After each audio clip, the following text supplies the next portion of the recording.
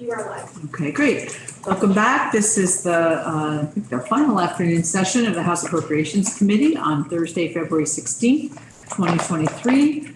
It's about just after 3:15, and we have with us the Vermont Judiciary to present their budget. So I think we've already done the introductions before, so we won't do that again, but welcome both of you. If you would introduce yourselves for the record and take it away. Thank you, Madam Vice Chair and committee members. My name is Greg Mosley. I am the Chief of Finance and Administration for the Judiciary. And I am Terry Corson, State Court Administrator. Judge Tom Zone, Chief Superior Judge, is expected momentarily, so he was elsewhere. Thank you. So just a quick overview of our budget, and then we'll get into our some of our budget pressures. Maybe we'll have one more introduction before you go. Okay. Just in time to introduce yourself. You're on, Judge. I apologize for my delay in getting here. Thank you for your attention. I am Tom Zone, and I'm the Chief Superior Judge. Thank you. All right. So the judiciary budget is $59 million in FY23. The governors recommend we raise that to $63 million total. That's all fund sources.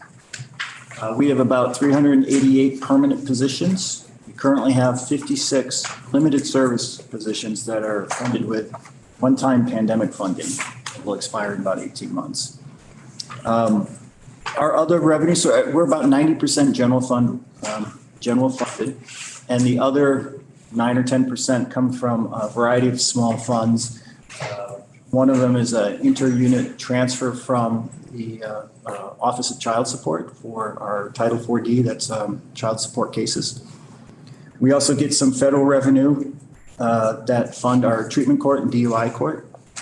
And we have an attorney licensing fund, and fees from that for the bar exam and relicensing go into a special fund. We also have a court technology special fund, and that comes from a couple of fees in civil violations, basically late fees and an administrative fee. It goes into the court technology fund to help support our technology costs. And then there's a couple of environmental fees that go to the environmental division. But 91% of our funding comes from the general fund. And in terms of expenses, the vast majority of our expenses are salaries and benefits, as I think they are in most departments. About 70% go to salaries and benefits for that 388 positions. We also pay about $5.5 million fee for space, and that's essentially rent in our state-owned buildings. We operate 23 different courthouses. 13 of them are in state-owned courthouses. So $5.5 million is rent for 13 courthouses. The other 12 courthouses are provided by the counties, and we do not pay rent on those. We also have a fairly large security contract category. We pay about $4.5 million, mostly to local sheriffs, but also a private security firm to help us in those 23 courthouses. And then, of course, we pay internal service charges. That's about $2.5 million. And then that leaves about 10% of our budget, about $6 million, which is everything else, so what I call our discretionary spending. So that's everything from interpreters in the guardianship program down to postage and copiers and transcriptions, fleet cars, training, travel, everything like that. So 90% of our budget is what I would consider non-discretionary. We're paying for services, technology, security, and staff. We have a question here, Representative Harris.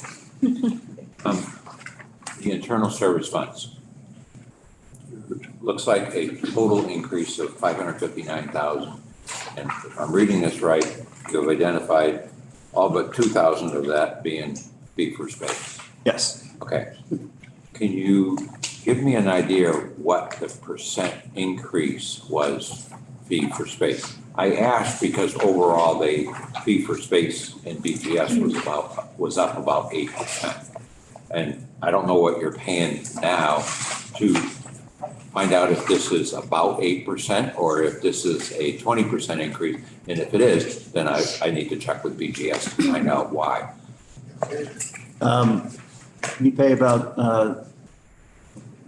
let me look. I think it's in line with 8 to 10%. So we pay, I said, $5.5 million, and yeah, it's about 10%, 9 or 10% increase. Okay. I mean, I'll try to find out why you're above that 8% overall. It doesn't sound like you're a lot above it. Well, I don't have the details, but I can give you some indication of what is happening. Our footprint did not change. We still have the same courthouse as we did last year. We didn't expand that. What changes though is the formula that they use to determine the cost per courthouse. They figure out a cost per square foot and then they charge the tenant. So let's say in a courthouse, it's a shared building with a couple of executive branch agencies. Yeah. One agency moves out of the building. And now the cost has to be shared among a smaller number of tenants. Tag, you're it. Okay. Yes. No, if that happened in a few places, that would I explain. know that happened in one place and it may have happened in others. Okay. Thank you. So getting to the budget pressures. I'm speaking, by the way, from the slides, but I think the memo goes in the same order, so it doesn't really matter which you want to follow.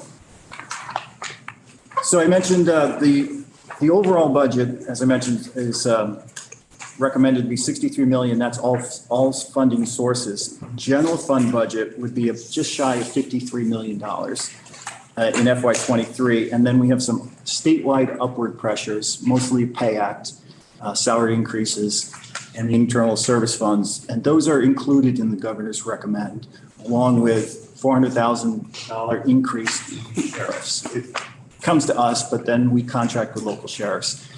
So it's a bit of a financial pass-through. And so those are statewide pressures that the governor has recommended. Totals about $4.3 million of an increase, brings the general fund budget to about $57 million. With all funds counted, it would be 63 million. In the Pay Act number is the 2% increase, 1.9% for steps. It also had a retitling of docket clerks to judicial assistants, which essentially was a 2 pay grade increase. It was the reclassification. Yes. Okay. Yep.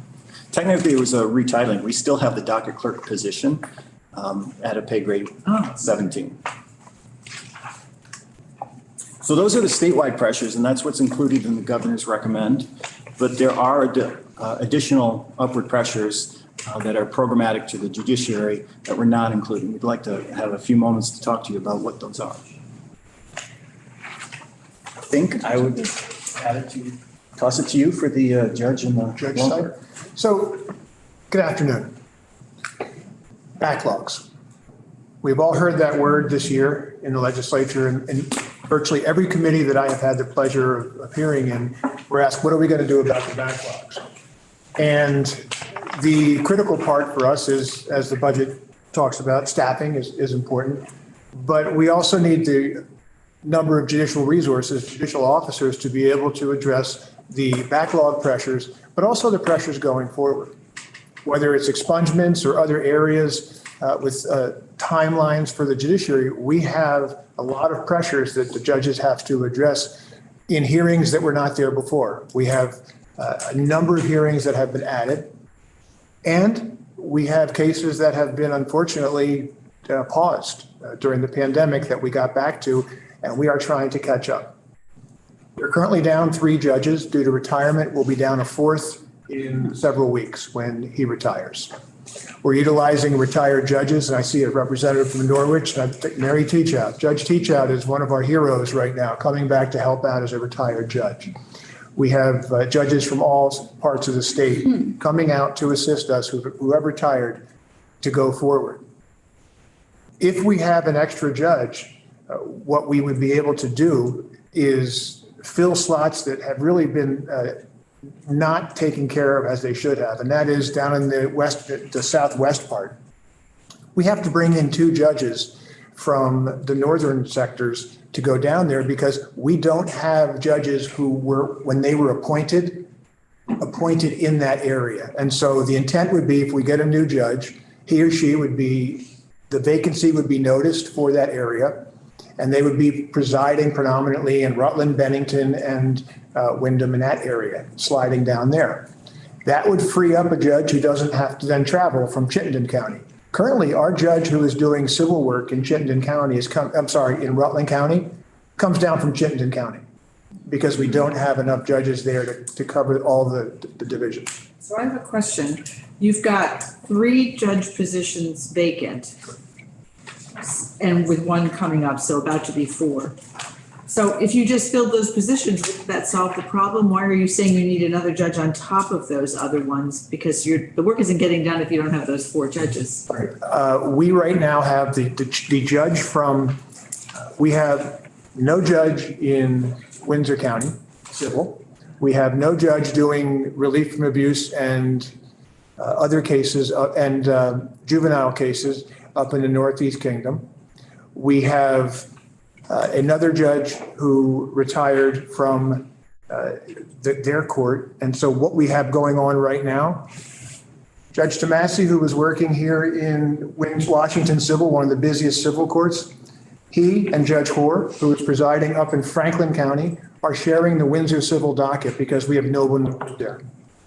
We have Judge Rainville, who we've had to take for 2 days a week out of Chittenden Criminal Division, one of the busy courts, and he is now going over to Chittenden. I'm sorry, he's going over to the Northeast Kingdom 2 days a week to be able to do juvenile and relief from abuse cases.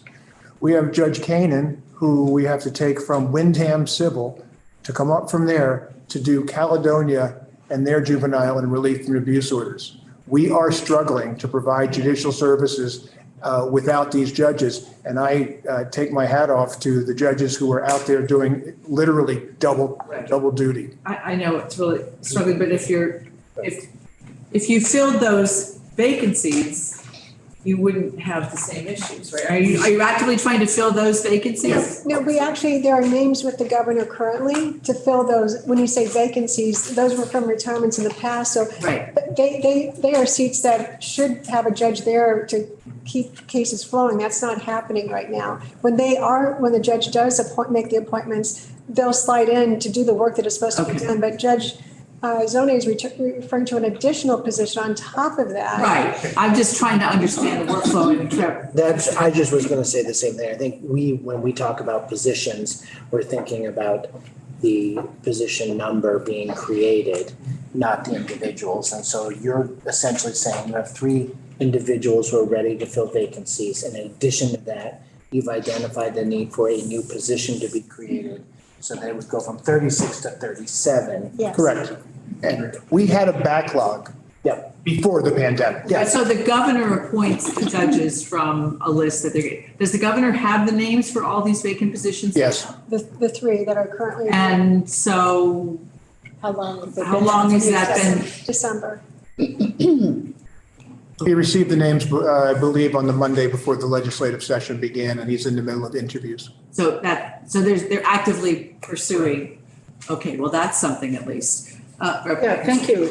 You talk about these vacancies, but there is nothing in here that looks like a vacancy line item. Usually a lot of the departments and agencies list an agency vacancy number that shows 259,000 lower that we're saving because those positions aren't filled, but We do budget for vacancy savings. We budget $1.4 million a year. okay. Vacancy savings. It hasn't changed then, is what I think. So it's the same thing you had in Yeah, it hasn't changed.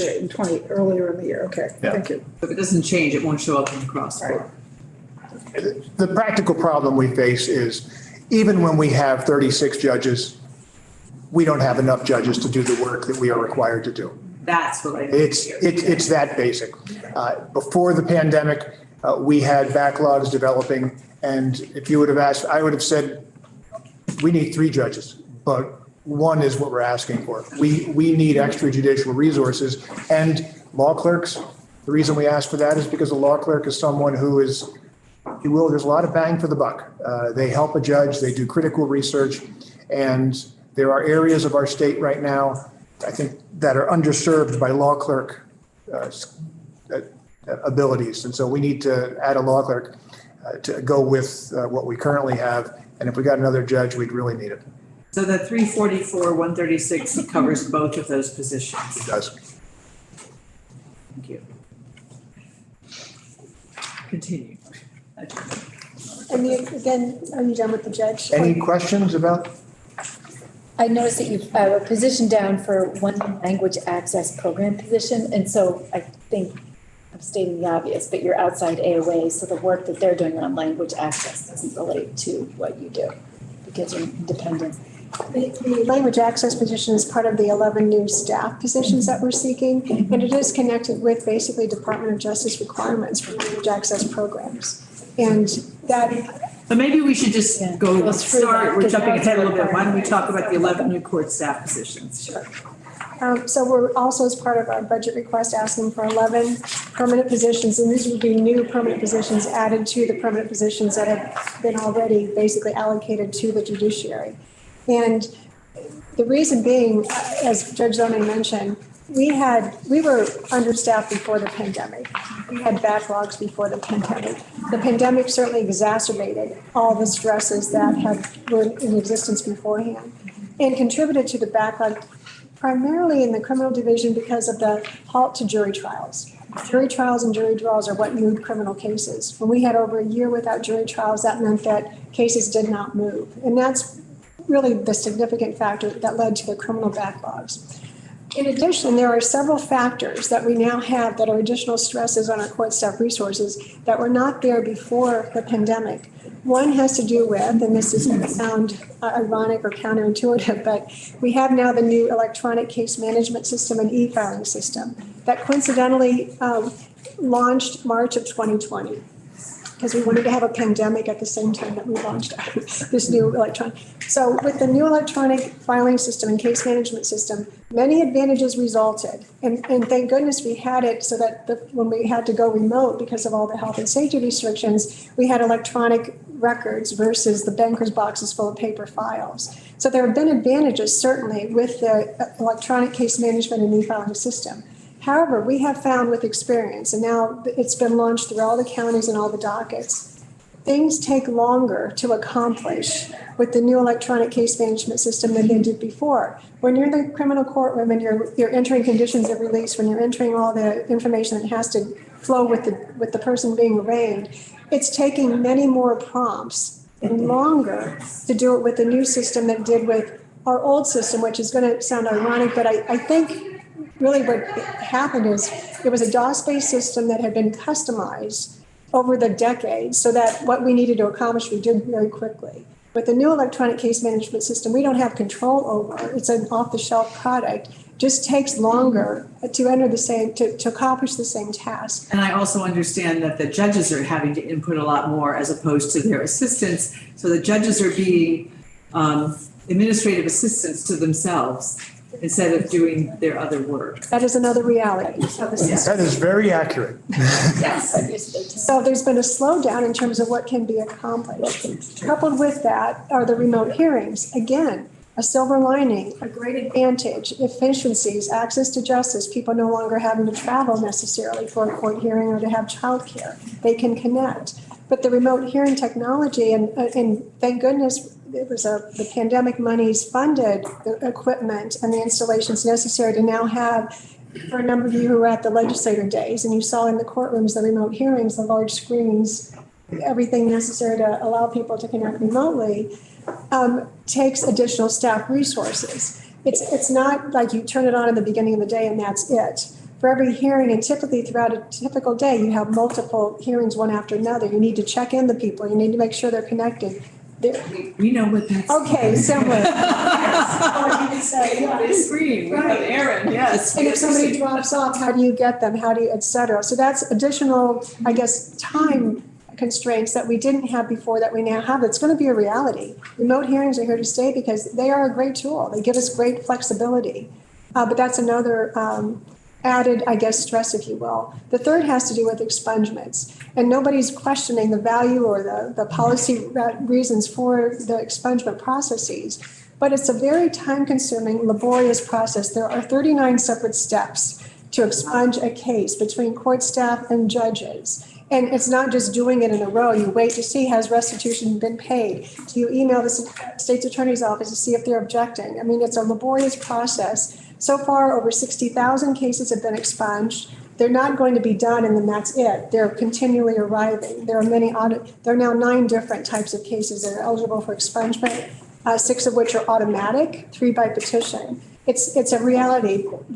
So the 5 full-time court staff persons who are doing nothing but expungements are not able to do their normal court operations work that they were doing before. So that's another stress we did not have before. We're not questioning it, but it's a reality, and it then doesn't allow us to do our core function work, day-to-day work that was otherwise done before.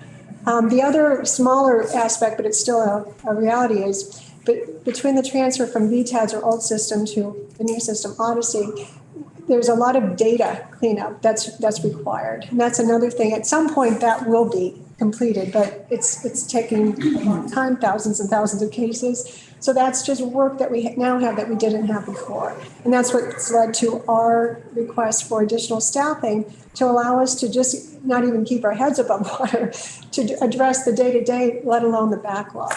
So we're really struggling. I cannot praise enough the court staff and judges who worked through the pandemic and all the challenges that everybody else was dealing with, but also trying to do it while affording access to justice and due process to Vermonters. They stuck with it, and they're struggling. They are struggling, and so we're beseeching help for them to be on the way.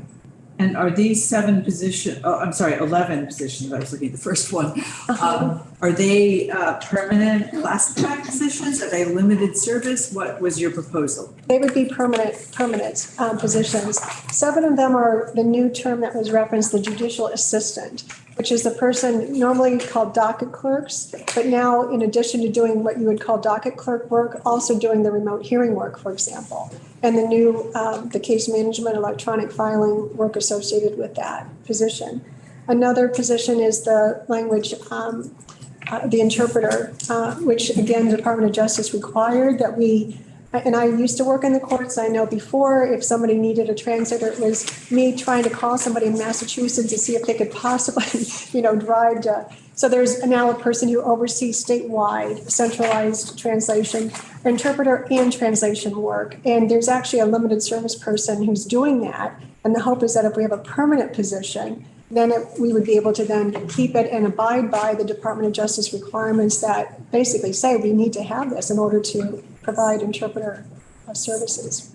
Go ahead. So are we currently in compliance with that limited service position? And that is baked into your salaries up above, but you're looking for a boost here? We're looking for a permanent position. Okay. So that person, otherwise that person, it would drop off when the limited service positions drop And it off. says it's not funded here on the budget. Right, we had requested it, but it wasn't included in the governor's recommendation. So if it doesn't come through, you're no longer in compliance with the DOJ. Well, we would have to figure something out. We would probably have to take a permanent position now that's doing something else to fill that position, and that will leave a gap wherever the other one comes from.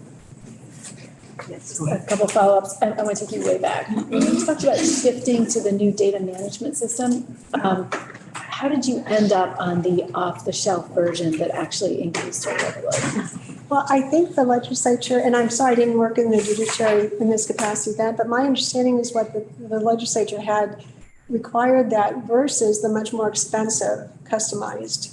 I know that problem. I'm empathizing. Oh, okay. It results in a less costly system, but you end up not being able to customize it to our own internal processes. So a 4-step process turns into a 6-step process. It's what we did with the education data management. And I would note that speaking with colleagues across the country, whether it's Odyssey or other case management systems, that is a complaint that judges will have all across, because the natural tendency is, well, now it's right on your desk as opposed to having someone else do it, so you, judge, should need to do it. And so that is common, where judges are expected to take the cursor and do more clicks. Can I ask one more? Oh, one more. I'm sorry, it says your benefit increases are underfunded. Yes, we had to make an adjustment to make it match with finance and management. There was I would call it a technical glitch. They took our benefit estimate from October, and we looked at it from November, and there was a difference, mainly in the healthcare costs. They had adjusted to new healthcare costs, and then they said they would not fund that. So they asked us to cut our budget $73,000, and they took it from our vacancy savings line. So it's essentially internal service fund underfunding between us and the management shows up in the crosswalk. Representative Dickinson? Yeah, thank you. Can I just clarify, going back to the IT issues? Seems to me when I came here many years ago, there was a person in your position, a different person in your position, and we had a huge problem with whatever it was we tried to institute into the IT system. I think it was 18 million, 12 million, there was the DMV, there was judiciary, lessons learned were, a lot of lessons were learned around that time that helped connect at the same time, on and on. Buy off the shelf, don't customize. That was one of the lessons learned. Is that what you're talking about? Now you've gone to this new system that you have developed over many years, and now you're finding that there are inherent problems in not customizing. Well, the system developed over the years was our kind of internal DOS-based system that we knew we had to convert to, electronic filing versus the DOS-based, not a web-based system. And the transition that you're referring to was with a different vendor some years ago, but I think it just wasn't successful. And it was one at the beginning of kind of court case management, and it just was not as successful. Somewhere in 2012. Yeah, somewhere around there, yeah. So that ended, and we also, I think, learned from that experience that we didn't have the infrastructure to support it. And so it allowed us, and thankfully the legislature gave the funding for the new NOW system, the Tyler system, that our state and a number of other states are using. But it is an off-the-shelf electronic case management system that just takes longer than what our kind of, if you will, customized system took. Just that's the reality of it. Okay. But So that is what I thought had happened. I just wanted to verify. But this system does allow web services, so e-filing and things like that people demand now. And the old mainframe just didn't support that. Those are from the lawyers who want to do it. Is that what you're saying? Or pro se, that it's any court user, basically. Yeah. Thank you. We have a question from Representative Bloomley. I apologize if I might have been writing notes as you talked about this, but the reinstatement of FY 20 base budget cut. Did you already talk about that? I did not, because that is an error in that crosswalk. That line should not be there. It was an earlier version. Okay. So that Well, there we You can go. cross it off. you can cross that off. All right. So I do have another question. You're making the case for being under-resourced, whether it's dollars or people. You also came to us during budget adjustment with several $1 million for a new, sort of non-ADS, but technology project. And I'm wondering how you would manage doing that project, which basically you'd be kind of on your own with, when you're already under-resourced with everything else. Well, and maybe we should have brought Marcia. We have a technology services center with, in my view, a very crackerjack team that has recognized the level of service that we have now with the current network has really been almost disastrous in terms of our ability. When I talk about the additional number of clicks, we'll add to that the network that goes down and the circle that happens when there's a courtroom full of people.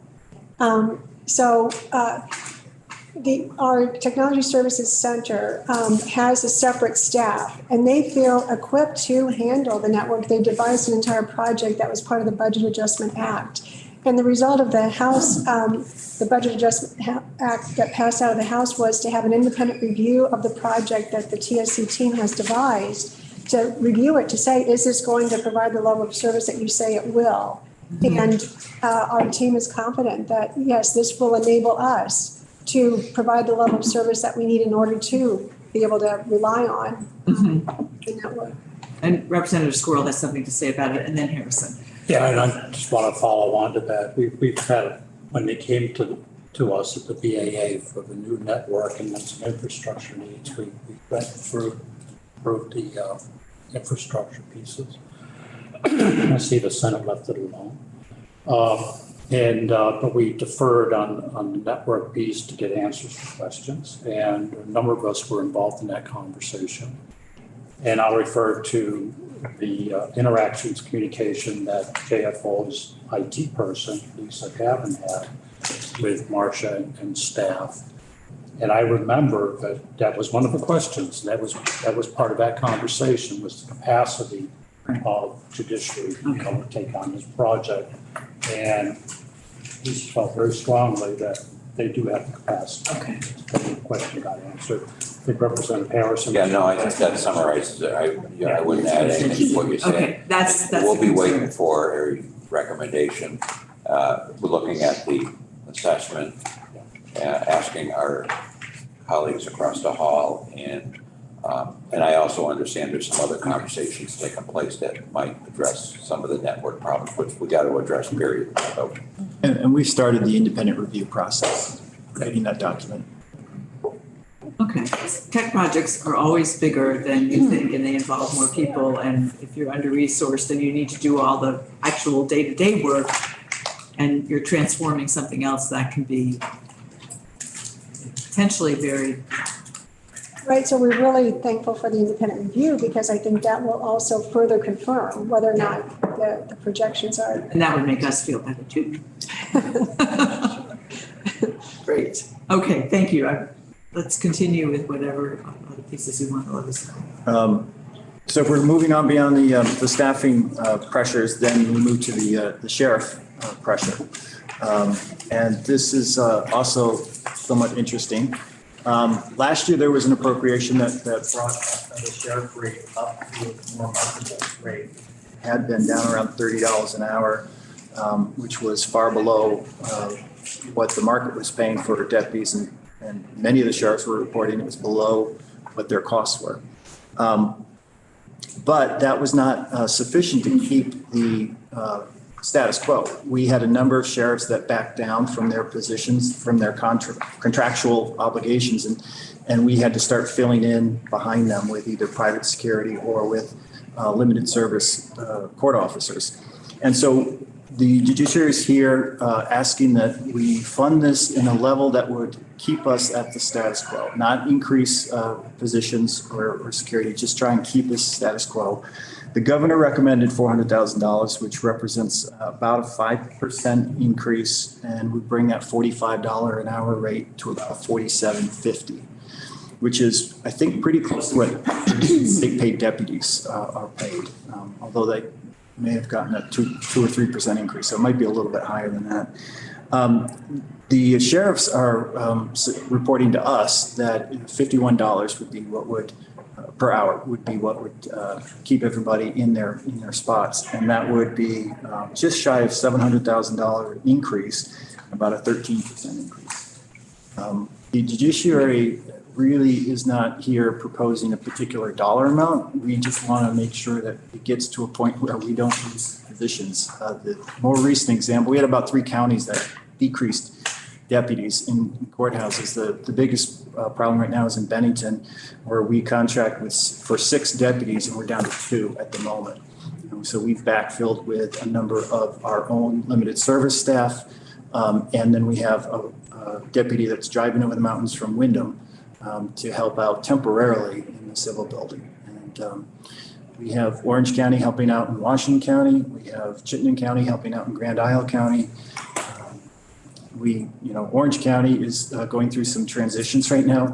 We contract with 13 different sheriff departments, and 8 of them have new sheriffs. And they're just getting their arms around their personnel issues and being able to think about what they can and can't do. So there's some transitional issues going on there as well. And even if you get this pay increase, you still have to hire people. Recruitment and retention is an issue across law enforcement. It's true for the sheriffs, police departments, probably the state police, certainly our court officer positions. It's not just a pandemic issue. There's something else going on. It's a huge workforce issue. So, that would add about our judicial pressures that aren't in the governor's recommend add up to about $1.8 million in total. The only thing I would end with is that the governor's recommend unfortunately doesn't help us with the backlog, doesn't guarantee that the security won't continue to slide. So we're hoping that we can address those above and beyond what the government has recommended.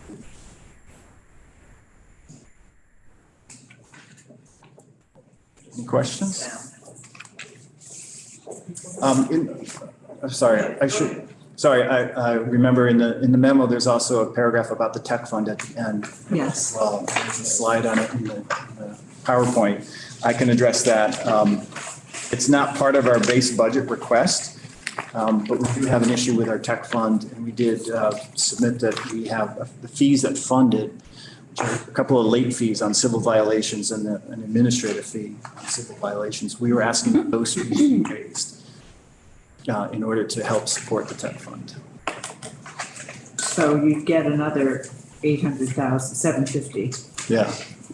Yeah, the funding that used to come into the tech fund was about $1.6 million a year. And since 2017, that's decreased to about half. Last year, we got about 850,000. This year, we're on track to do a little bit less than that. We're projecting about 800,000 in revenue. And this supports our technology, which is only increasing in cost. So we have a decrease in revenue, increase in cost. We have a problem with our tech fund. Representative Harrison. So just to clarify, this money pays for your case management system, or if you do a new network, did you pay for that over time? Is that? Yeah, there's in the statute, it says what this fund will be used for, and it's basically for that type of hardware and software to support the judiciary. And so our plan all along is once the Odyssey project was finished and all those project costs were done, the annual maintenance and the annual configuration costs would come from the tech fund. So what's being drawn out of that fund today? I asked because, for example, we did some upgrades in the BAA, and I believe that money came from the general fund. Could we have not charged it to this technology fund? It would have been allowable. We've not been doing that because we know the tech fund can't support it. So what we did is we used some one-time pandemic money to partially support some of those projects because it's wiring configuration to support remote hearings.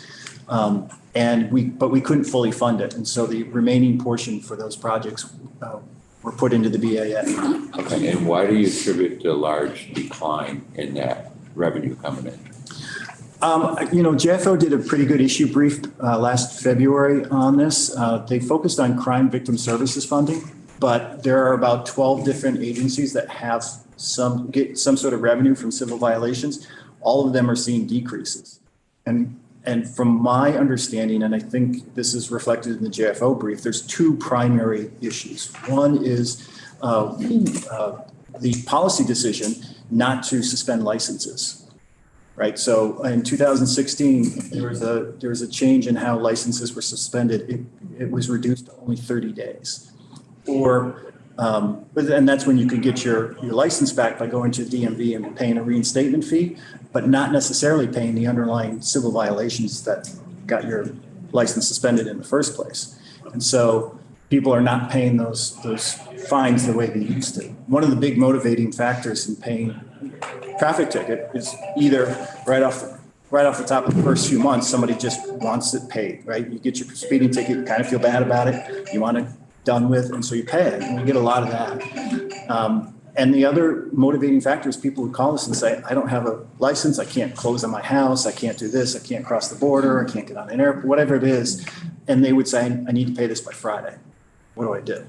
And that has stopped because you can go to the DMV and get your license back. So the collectability of this has changed significantly since then. The other issue that has impacted this is the pandemic. The issue brief that JFO did measure the number of tickets being written, and it dropped significantly in 2021 and 2020 and 21 and 22, I think. So the number of tickets were, I think it was 20,000 dropped to 8,000, something more than half. So there's just fewer tickets. and less collectability. And I don't see that changing in the near future. Okay, so this may be a very logical request. We don't do fees here. Have you put this request upstairs to Ways and Means? We submitted this to Finance and Management according to the budget instructions. It did not make it to the legislature. There's no fee bill. We Okay. did talk to Ways and Means about it. Okay, Yes. okay, thank you. When's the last time your fees were raised in these areas? Approximately. 2006 or 2007. Oh, okay, so it's been 15 years or more. Yeah, it's been in that Okay, range. great, thank you. Representative Dickinson? Thank you. I was on judiciary when we did that. Yeah. It would seem like a really great way to go and help people so that they could go and continue to go out and get jobs, and they could go and do all kinds of things that they didn't have access to. They would be 7 years for it to sort of ban basically, but, We take no position about the policy I'm decision. not talking, that was the policy, There's and just- that was where it came from. From the and it was finance changed. person, there's a revenue hit that. So I should don't be know if addressed. the bill is really the place, it really was a judiciary issue. I don't know what they did in Ways and Means, maybe we sent it to Ways and Means, but that was a policy decision that was made specifically in judiciary. And they had them lined up on the downtown Burlington and Mhm. all sorts of places to get their licenses back and be made whole. This might have been an unintended consequence in terms of. Yes, it was an unintended consequence, But the but policy is completely separate and, we don't take a position on that, certainly. I mean, I can understand the advantages, certainly the people that were able to benefit. no, policy is made in the judiciary committee. And Rep. Mahaly, you had a question? I have a question on fewer tickets. I mean, I can understand that there'd be fewer tickets written in 21 because people weren't driving. But you're saying you expect that to continue. It did continue in 22 and you expect it to continue. You know why? Well, I expect the revenue to continue to, that's what I was referring to. I don't know about the number of tickets, and I would imagine they would come back up, but I don't have any real insight into what's going on there. Those tickets are being written by both local police and state police. And in fact, civil violations include things like fish and game, stuff like that. So it's not just moving violations. But what I was referring to was the collectability of this will always be low. The enforcement of getting your license suspended isn't there anymore. Thank you. Any other questions that anybody has? Well, this has been very helpful. We appreciate you coming in. Representative Wordle is our liaison, your liaison, so we'll funnel questions through him. I know he's on top of this one, and we appreciate your time today. Oh, we so appreciate yours, and Representative Scroll has been an unbelievable liaison, helpful with us and patient with us, and we really appreciate it. Great. Okay. Thank you very much. Thank you. This is much bigger than the judiciary room. This year, Spencer had so committee, That's when we started explaining. Oh, yeah. Thank you. here's my agenda. Okay. Here, here's the cookies. I can't leave it here on the table. In the fall, Committee, we're still live. have been once a week. Committee, Mark, we're still live. We're gonna finish up here. Then you can chat. We are going to be done for the day. We meet tomorrow morning at 8:30 for the University of Vermont. And then we have VSAC, and then we have the legislative budgets. And then we're done for the day on Friday, which may be the last time in a long time that we have that done for the Friday. So any other comments or thoughts?